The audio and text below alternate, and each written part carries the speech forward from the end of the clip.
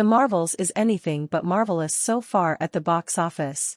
Based on Friday earnings of $21.5 million, the Marvel Studios and Disney superhero tentpole is headed for a domestic opening of $47 million to $52 million to rank as the worst start in the history of the Marvel Cinematic Universe.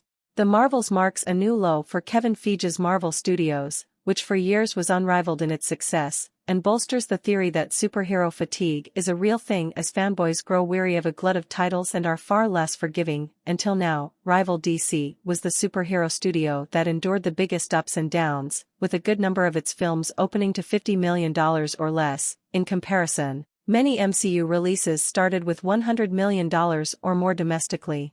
This summer, DC's The Flash debuted to a dismal $55 million domestically on its way to topping out at a paltry $270.6 million globally.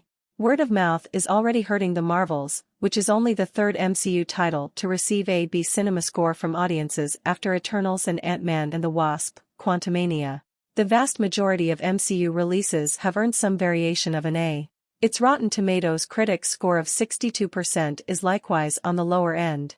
The 33rd installment in the MCU is a sequel to the 2019 Brie Larson star Captain Marvel, which opened to $153.4 million in North America on its way to earning a massive $1.13 billion worldwide, not adjusted for inflation. That movie had a clear advantage in that it was teased in the post-credit scene of 2018's Avengers: Infinity War, while its titular star was a player in 2019's Avengers: Endgame. It was released between the two Marvel mega-blockbusters. To date, 2008's The Incredible Hulk holds the record for the lowest domestic opening of any MCU title at $55.4 million, not adjusted for inflation. Marvel, which wasn't owned by Disney at the time, partnered with Universal for Hulk. The next lowest MCU opening belongs to Marvel/Disney's Ant-Man, which started with $57.2 million domestically in 2015. In the new movie, Larson is joined by Iman Vellani, the breakout star of the Disney Plus series Ms. Marvel, as well as Teyonah Parris as the grown-up version of Captain Marvel character Monica Rambeau.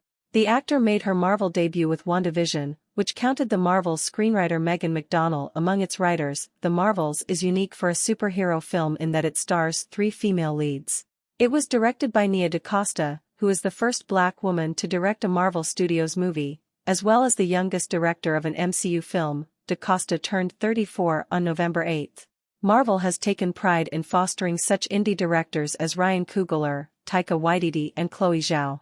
The cast of The Marvels wasn't able to do any promotion or publicity because of the SAG-AFTRA strike, although Larson and her co-stars sprung into action Thursday after the strike ended. Larson appeared on The Tonight Show on Friday, while she and her co-stars will surprise fans at various screenings of the movie in New York City.